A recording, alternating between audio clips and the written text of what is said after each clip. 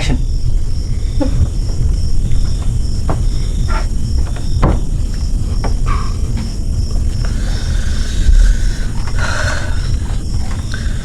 আসলে তোমাকে কি বলবো আমি নিজেও জানি না।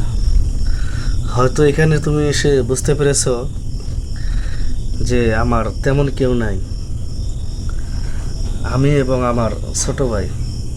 এই জন্য হয়তো ঘর বাড়ি ওইভাবে সাজানো হয়নি। আর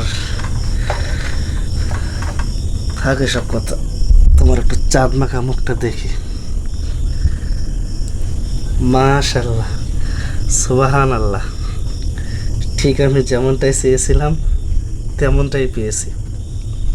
জানো, আমি ছোটবেলা থেকে সেই মনে মনে একটা জিনিস ধারণ করেছি, আমার বউ হবে এই এলাকার সবচেয়ে সুন্দর বউ।